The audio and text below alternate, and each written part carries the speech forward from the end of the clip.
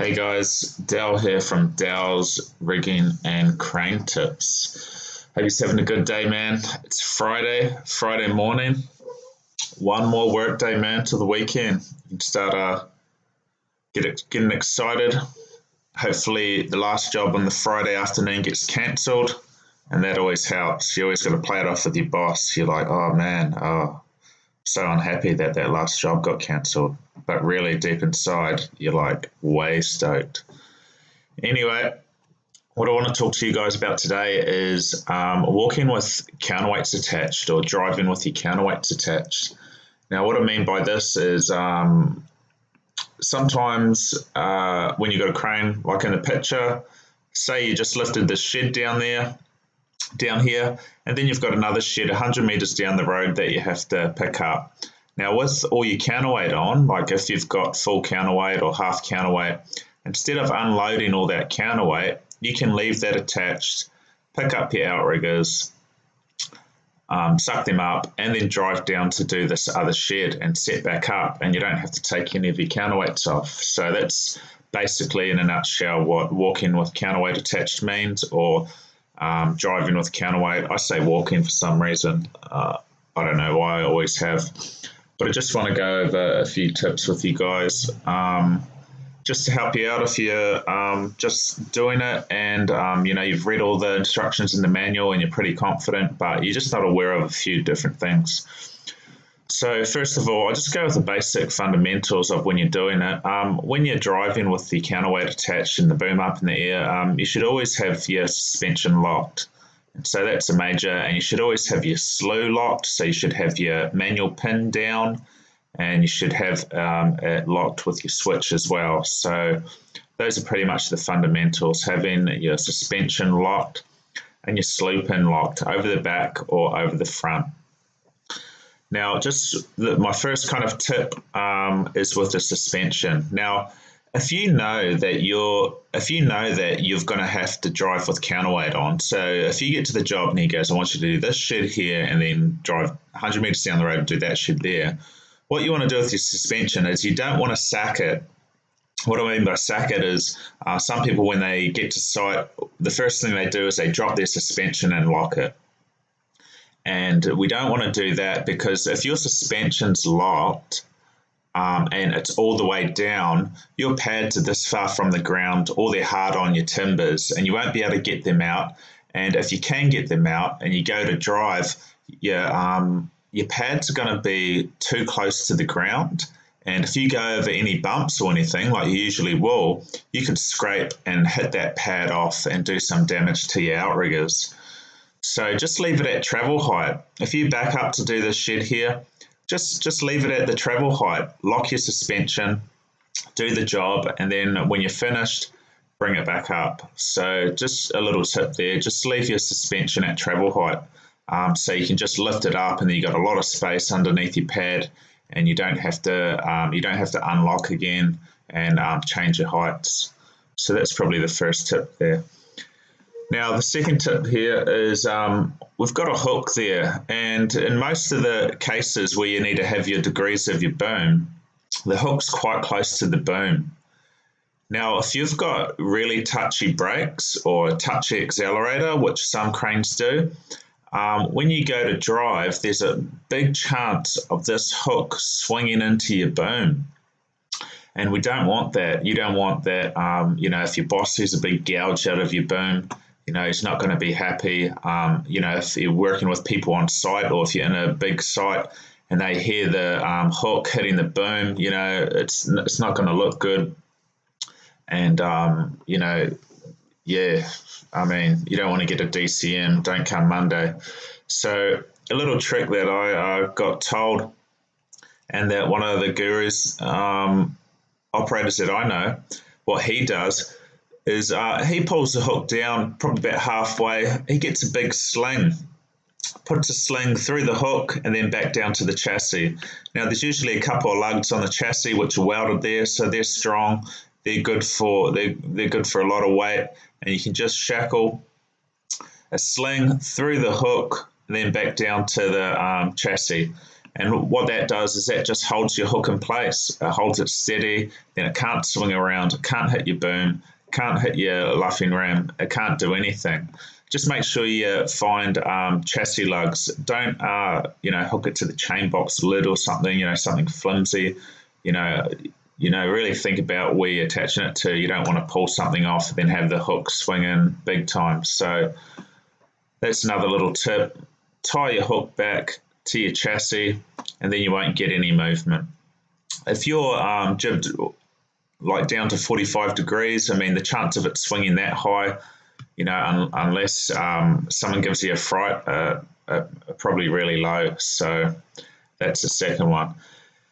Now, the third tip I want to give is sometimes a lot of cowboys, they kind of get away with it and they don't really know, but they just put the boom in an average position. So they'll just pick a number like 60 degrees or 65 and they go, yeah, just chuck it around 60. And they've probably got away with it a few times, but don't do that. There's actually a chart for where you should have your boom degrees to how much counterweight you've got on. So don't just randomly pick a number which makes sense. Don't listen to that cowboy. He's obviously, if he does know it's 60 degrees, yeah, follow it. But if he's just picking a random number, be very careful. And so what I've got here to help you out is I've got here, right here, we've got a walking with counterweight attached chart. And so if we look down here, we've got the counterweights here. And I'll just run you through this chart, real basic. You'll understand it. So this is how much counterweights you got on the back. This is a 250 Grove, all the way down to 80 ton of counterweights. You've got 40 ton, 30 ton. And then in the next column, you can actually leave some of your jib out if you want. So on some of these settings, so 50 ton, you can leave 5 half sections, 56, 53, that's your butt section, your next one. So you can leave that out over the front. Your next one is the main event. Now this is where you should have the angle of your boom according to how much counterweight you've got on. So I'll pick a nice number here. So I've got 50 ton of counterweight right here, okay? And then I can leave these 5 sections out if I want, or you can suck them in and you can have it over the front at 20 degrees, all right? And then you've got 50 ton of counterweight, and then you've got over the rear. Now I always like over the rear, and there's not too often times that you're going to have this boom configuration. And over the front with that much, I think you have to have that much boom out to counteract it. So always go over the back. I mean, if you need to go over the front, yeah, you can have it like that. But over the back's always a good one because you don't need any boom sections out. And if you don't have that boom configuration out, it's going to waste you so much time. So you might as well suck it all in and go over the back. So you got 50 ton. You pulled all your boom in. Now the degrees, so say 60 to 70 degrees over the rear. So you lock your superstructure over the rear and you set it between 60 and 70. So this is what I do. If it's between 60 and 70, I'll just go halfway. So I'll put my boom degrees at 65. And then you're halfway between what they suggested. So you're pretty much in the average back smack middle. So, it's just a little peace of mind thing that you can have. Just put it in the middle of what they suggest. And, if you come down to here, 35 ton of counterweight, you've got between 60 and 80, so put it at 70. And so that's quite a big range right there. And so, you're pretty good. You get down to 20, 21 ton and, you've got to have it at 80. So that's quite high. And see, what I was talking about before is, if that's at 80 degrees and your hook's there and you brake suddenly, there's a big chance of that hook going boss and hitting your boom, and then you're in trouble. Another thing I just want to talk about, and I've got another chart here for you, is this is another chart here. Might just make it a bit bigger. This is a chart for the 500 lever. Now we have a look through here. Now this is the counterweight. I'll put the counterweight in the picture. Look, we've got 60 degrees here. Oh, we've got 60 ton of counterweight. Sorry, we've got 60 ton of counterweight. Now, on levers, you got two charts for the same amount of counterweight. Now, I always follow the bottom one. I always have, and you notice the bottom one on each one has a lesser margin that you can put the boom, whereas the top one, anywhere between 0 and 84. I've done the top one sometimes, but I notice the crane is all out of whack and it doesn't feel right. So I always use the bottom ones on each chart. So if you've got 30 ton of counterweight, between 81 and 84. And see, when these cowboys say, just 60 degrees, and sometimes they're thinking about it logically, if you've got your boom out here and you've got a lot of counterweight, it makes sense that you're going to counteract your counterweight with your boom being down more, so it counteracts it. It sounds good logically, and that's what I would think. But see, when you've got 90 ton of counterweight, you're still up 83, 84 degrees. So it's actually opposite. Like you've got 80 ton counterweight, your boom's still right up. And what these degrees do initially is they set the weight and they evenly distribute the weight between all your axles and tires.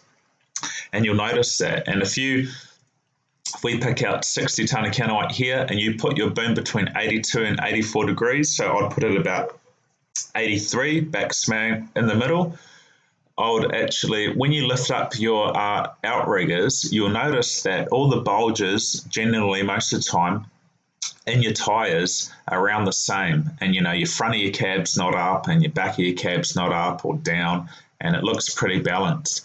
When you get into these higher counterweights here, there will be bulges in the middle and stuff, but just stick to in between and what the chart says. It's very important.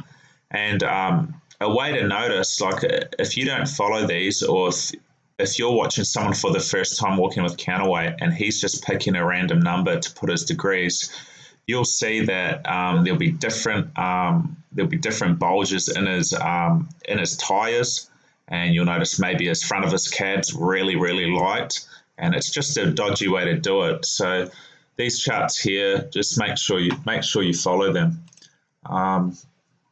We've got a 400 ton here.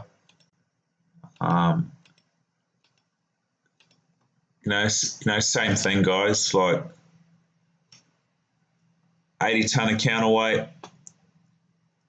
110 ton of counterweight. See, it comes down a bit between 62 and 68 for 110. So the boom is getting lower as we're going higher. But yeah, just follow these. Always follow the bottom one. Now, the last thing I want to talk to you about these charts is if we look here, these right here where I'm pointing, these are your tires. And so if you go out and look at your tires, you'll have one of these two numbers on your tires.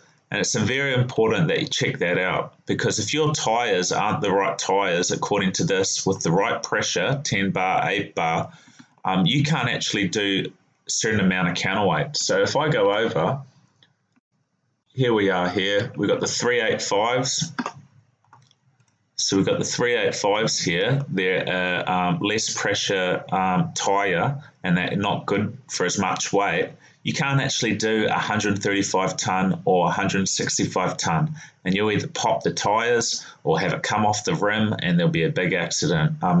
Your outriggers will catch you, but you might ruin the whole axle or something. So very important that you check your tyres, what tyres you got on the crane, compared to what you can, what you can walk with counterweight with, or drive with counterweight attached. So be very careful of that. It could be dodgy. I've driven the 500 with 135 ton of counterweight, and the tires don't look too good, but I had the 525s here, so I was in the money, so it's all good. Now, I hope that helps. I hope we've gone through the basics. Counterweight, what boom you can have out. I usually go over the back. It's just easier, and then you can set up for your new boom configuration. then your degrees. Follow your degrees. You know, if it says between 60 and 70, go halfway in the middle. Now I'll come down here, back to this. Just another one, guys.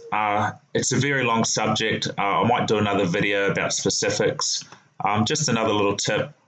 You can drive from the top or you can drive from the bottom. I think in some of these Lycon 2s, if you lock the suspension with the remote, you can only drive from the top. So if you like driving down the bottom, lock it from the bottom. Lock it inside your cab. But look, just a preference of mine, I like driving it from the bottom every time. I don't like driving it from the top cab. You're not aware of anything. You're up high. If anything happened, you know, I don't feel like you're in control. If you're only moving 5 meters, you go for it. I've done it before, but I like being down in the bottom cab, windows open, talking to your spotters, radio on. You know, you can see most of your outriggers and your mirrors. So, you know, and make sure you drill your spotters and riggers. Make sure they're paying attention. I want you to look at these 2 outriggers, mate. And if I come close to hitting anything or hitting the ground or anything, you need to tell me. You know, you really got to drill the spotters or your riggers. You really got to drill them to make sure everything goes to plan, because you don't want to damage your outriggers. You don't want to hit anything while you're driving. All right. Smooth and steady driving when you are, you know, low speed, you know, got your turtle on. You don't want that hook swinging around. So yeah, I hope that helps, guys. I hope that's given you a few pointers when you're driving with the counterweight attached. And yeah, stay safe out there. Like this video, subscribe here. If any of you gurus want to go over anything, want to go over with the charts, I would actually really like a guru to explain to me these two different charts here on your lever. Yeah, that would be good. I've got it explained before, but he just basically said use the bottom one on those 2 charts. Always use the bottom one, which is yeah, always use the bottom one. It's just got a closer range. Use the bottom one. So yeah, I hope that helps, guys. I hope you have a good day. Like this video, subscribe here. Dale's Rigging and Crane Tips.